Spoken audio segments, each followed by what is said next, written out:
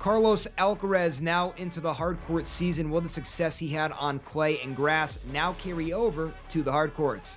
What's going on, everybody? It's John Eric Poli, and I'm making today's video just to talk a little bit about Carlos Alcaraz. We're now into the Cincinnati Open. It's hard court season time. U.S. Open getting started on August 26th. So what exactly is the outlook here for Carlos Alcaraz? Now, I'll give you the quick answer right off the bat before we start breaking things down. The answer is pretty damn good, right? He's one hell of a tennis player. He knows what it takes to get things done on hard courts. We've seen that before, especially given the fact that he's won a U.S. Open championship. He's the youngest player to claim major championship victories on hard courts, clay courts, and grass courts. Now, remember this year, guys, too, he has all the momentum on his side right now because he wins the French Open, follows that up by winning Wimbledon, and then, of course, he goes to the Olympics, back to the clay courts there. He gets second there, losing to Novak Djokovic in the Olympic final. So, again, all momentum on his side. He's a young kid. He has the youth behind him. He's an absolute phenom. So, all of that gives you the recipe for, yeah, it's probably going to be a good hard court season for him.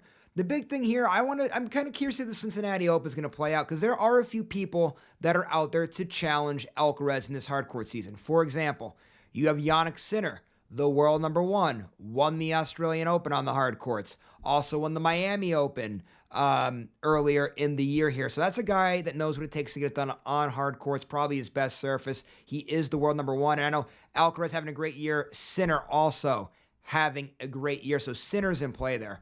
Also, guys, let's not forget about Daniil Medvedev. Medvedev won the U.S. Open before. He's lost in the finals also a few times there. And he also beat Carlos Alcaraz in last year's U.S. Open. And he made the finals of this year's Australian Open. Of course, let's not forget, too, about Novak Djokovic. Momentum finally on his side here a little bit. Looked good in the Olympic Games there. Got his gold medal. Big quality first real big win of the year for him. He's the defending champion for this year's U.S. Open as he won it last year. So he's also in play here. And you have a few other names out there. For example, we'll just talk about Alexander Zverev real quick. Zverev, of course, made a U.S. Open final as well in the past. So there are names to challenge Carlos Alcaraz out there. So this Cincinnati Open, I want to see, does anybody step up to the plate here and challenge Carlos Alcaraz, or do they allow him to keep building this momentum that he's been building?